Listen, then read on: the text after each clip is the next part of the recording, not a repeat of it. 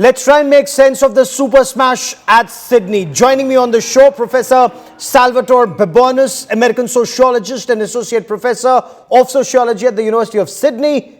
Joins us from Australia, Ambassador Ashok Sajjanhar is former top diplomat, Syed Zafar Islam, member of parliament and spokesperson of the BJP, and Salman Soz represents the Congress on the broadcast. Professor Babonis, if I could begin by asking you, you met the Prime Minister earlier today. What's been the buzz on this community event at Sydney?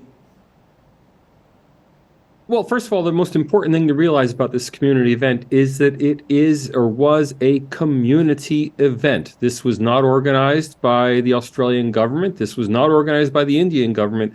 This was very much organized by the Indian-Australian community here in Australia. And I know that because I know several of the people who were involved. They were contributing their own time, their own money to make this happen.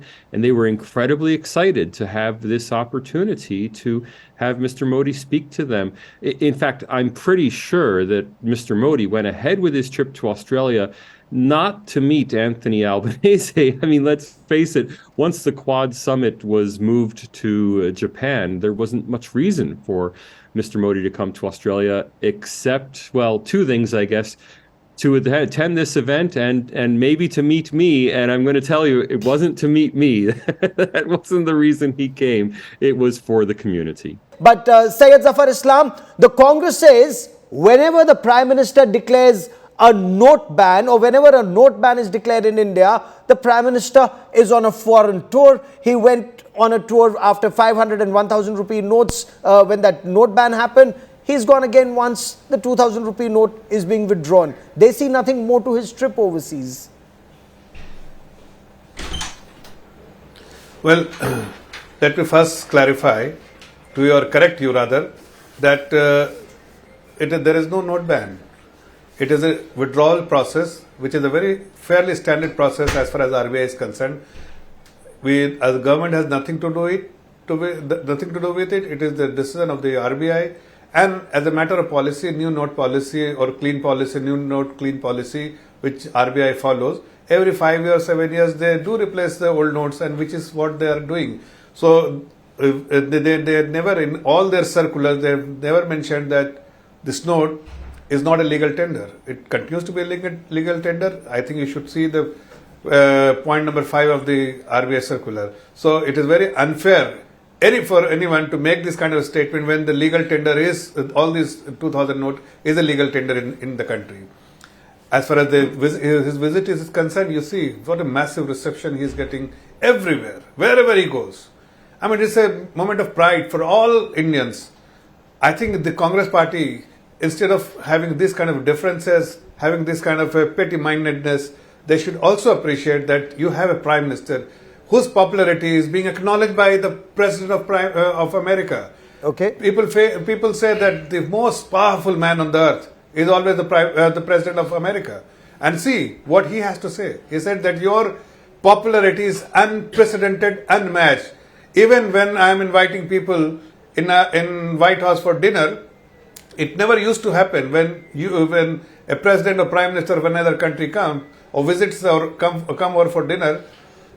The invitation card is still there in their office, and they can accommodate more people if they want to accommodate. But here all the invitation has gone, and still there are huge demand for people. So you're saying the Prime Minister's popularity is unmatched globally. Salman Soz, you agree with the BJP spokesperson?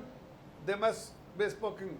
Gaurav, to be honest with you, I haven't heard your question exactly right, but I did hear the BJP spokesperson talk about the note ban or the 2,000 rupee kind of currency recall and the Prime Minister's popularity in Australia. When the Prime Minister of India goes to any foreign country, he represents India, and in that sense, India is an important country, and the Prime Minister is respected in foreign lands, not because he's some individual, but because he represents all of India. May I remind you that Dr. Manmohan Singh in 2005 spoke to the Joint House joint houses of Congress in Washington, and he received a standing ovation. And by the way, he was the first Indian Prime Minister to be invited by an American president for a state dinner. So these things happen. But I'm glad that the Prime Minister is with the Indian community in Australia, and he's getting a good reception there, very warm reception. He must be feeling good. He did get a very warm reception in Karnataka as well, but unfortunately that did not translate into victory for the BJP. And there are reasons for that, because the reasons are that people, I think, it is my view, that people ultimately want improvements in their living standards. And, I know the Prime Minister talked about how India is #1 in milk production, India's banking sector is really strong, etc. But may I remind the audience that India was already #2 and catching up to America in milk production in 2014. May I remind the Prime Minister that Indian banks, public sector banks, have written off $121 billion, B for billion, dollars of loans in the last 5 years. Maybe he should not be talking about the banking sector in a foreign country. And by the way, when you go to a foreign country, I think no, let me just finish. One final thought. Can I make one final I will respond to that as well. Of course. Go on, sir. Salman Soz, please complete your point, Just sir. one final thing. And again, to our friend from the BJP, to the audience, I just want everybody to note that this is an Indian Prime Minister. He's not bigger than India. He's part of India and he represents India. If he gets izzat, respect, it is because he's our Prime Minister. He's India's Prime Minister. Fair not enough. because he's bigger than the country. But did anybody say he's bigger than the country? Or is that... He thinks, sometimes Gaurav, I feel that he thinks he's bigger than the country. Sometimes I feel that the media makes him out to be bigger than the country. You feel he thinks. Fair enough. I think, let me respond to that. Syed Zafar Islam wants to respond before I bring in Ambassador Sajjanhar. Go on. It is not him who thinks. He always thinks the country is the highest priority. Everyone should prioritize country first, and he always prioritizes his country first. That is something which is very is evident in last 9 years, because he is always, from every platform he's spoken about India as a country, the country he represents as the Prime Minister. Today also he's addressing the people of India, or people who have even from India, but they have taken citizenship of Australia. But he is talking about how India has grown in last few years. India is #1 in many spaces, and also most important, that he is also talking about how India is catching up with the rest of the world. And he also said about the next 25 years where India wants to be. Ambassador Sajjanhar, this political sniping apart. Prime Minister. Let's take this point by point. Ambassador Sajjanhar, political sniping apart, are there tangible takeaways from the Prime Minister's visit? And let's, for the moment, focus only on Australia, because some may argue that this was a photo op and an event, a great community event. But what is it for India in this? No, I think there is a huge lot for India in this. After all, India and Australia we have just signed a trade deal, a free trade agreement. That's very important. We've been working on it for many, many years, and we've been able to come to that and sign that. So, Australia and India are very strong economic partners, are very strong trading partners. And it's not only in the area of economy and trade, it's also in the area of strategic cooperation. Both of them are members of the Quad. They collaborate very actively as members of Quad. You would recall that when the first summit meeting was held in September 2021, and at that time it was decided that the Quad would manufacture 2 billion vaccines to be manufactured in India with finance and from Japan and the United States, etc. In terms, then, Australia was supposed to distribute. That has been done. So there are many areas in which the two countries are collaborating. Also, we are going to see the Malabar exercises being organized. Now they are going to be organized near the coast of Australia. when you look at the So expansion. that's a signal that goes out to China. That's a signal that goes out to China. Professor Bebonis, if I come back to the political point that's also being made, Prime Minister hailed India as the mother of democracy. The Australian Prime Minister spoke of powerful democracies coming together and being strengthened together. You've also seen the narrative, whether in India or some of these indices that say that India is going down the freedom index. There appears to be a major disconnect. So is there in your view, and since you've studied the subject, is there an inherent bias against India in these indices? The indices, obviously, I've written and spoken a lot on this. The indices are, for the most part, very poorly constructed, and their own data show that India actually has a much more robust democracy than their text reports would suggest. So I think we can't really take the indices very seriously. Of course, other democratic countries take India seriously as a democracy. That said, there is a problem. For instance, here in Australia, coverage of the Modi visit split among the major outlets. The Australian, which is the News Corp, Rupert Murdoch affiliated newspaper, covered the visit mainly in terms of strategic issues, that India would be an important strategic partner for Australia.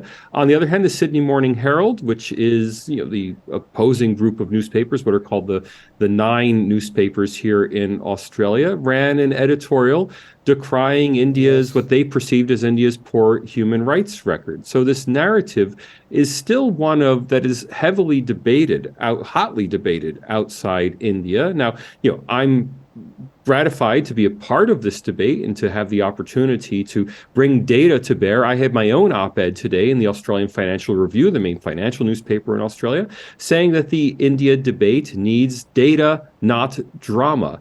And in fact, when I met Mr. Modi, I gave him a copy of that newspaper, and he was thrilled by the headline, not because the headline was pro-India or pro-Modi. He was thrilled about the headline because it emphasized data, not drama. And he kept repeating that in English. That's really what we let me take that to Salman Soz. Salman Soz, whether you can hear me or not, I'm sure you heard Professor Bebonis that the focus needs to be on data, not drama. And when there is a conversation about democracy being threatened in India, the Prime Minister made it very clear, India is the mother of democracy. Is there a narrative that's being built because of domestic politics and outsiders taking advantage of it? Look, the Prime Minister, obviously, he has his own agenda, he has his own views, and he calls India the mother of democracy. But we perceive democracy in a different way in India. We feel the pulls and pressures of this government on a regular basis. I mean, there's a reason many people are unhappy and are worried about Indian democracy. Just by building a new parliament building does not mean that you are a champion of democracy. You can say it. You can say it, in Australia or in America or wherever. But ultimately, what matters is how do people inside the country, because it is us. We are the ones who actually matter in this debate the most. And it seems to me, going back to the Karnataka verdict, people gave a certain verdict which said that we are not happy. If they were happy, then the Prime Minister's efforts on behalf of his party would have borne fruit. They did not. The fact that you won, does that not show that we are a very vibrant democracy? No, it doesn't. It doesn't. Let me explain why. Because, just because we have elections does not mean that is a sign, but that's not a good enough sign of a robust democracy. A robust democracy would be where media would be totally free. I personally don't think that is the case. And by the way, we may disagree with a lot of these indices that come out internationally. When they suit us, we use them. When they don't suit us, we don't use them. We criticize them. So as far as I'm concerned. Okay, this time I've lost you. Perhaps you've gone on mute, and it's not, we are not silencing your voice. You've gone on mute on your own. No. We are not silencing you. It was by accident. It happened because of my own. It was not. Opposition is totally free on this channel. No, let me just finish my point here, and then you can take over. I was suggesting that when the press freedom index comes up and it says that India is sliding, it's backsliding, and we're getting closer to China, it hurts. Frankly, it hurts. But you agree with that, So, that we are worse than Pakistan or Afghanistan? I'll get Syed Zafar Islam to respond to that. But let me just take this to Professor Bebonis only on the number crunching, only on the numbers and only on the indices. You know, our press freedom going down. Professor Bebonis, sitting in Australia, how would you look at it? Ambassador Sajjanhar, I want you to weigh in on it. And of course, Syed Zafar Islam. But Professor Bebonis, please go first, sir. Look, Gaurav, you know that I always comment with a straight bat, and the fact is that press freedom in India is objectively very strong. Now, I say that objectively. That's different from subjective perceptions. Many people in India have the subjective perception that they're not free to report. Now, that enters into the indices, and the indices then get published and people use it. When we're able to turn to objective criteria, the objective criteria all show India in an extremely positive light. That is, far better than any country outside Western Europe and North America. Whether the subjective perceptions matter, well, of course they do, but we can't ultimately argue with people's subjective perceptions. They're just that. They're subjective. Okay, fair enough. Ambassador Sajjanhar, your take, whether India is the mother of democracy, genuine democracy. Salman Soz, his party has won Karnataka, and he says that's not genuine, or in his words to the effect that that's not genuine democracy, just because free, fair and impartial elections may have been held. But Ambassador Sajjanhar.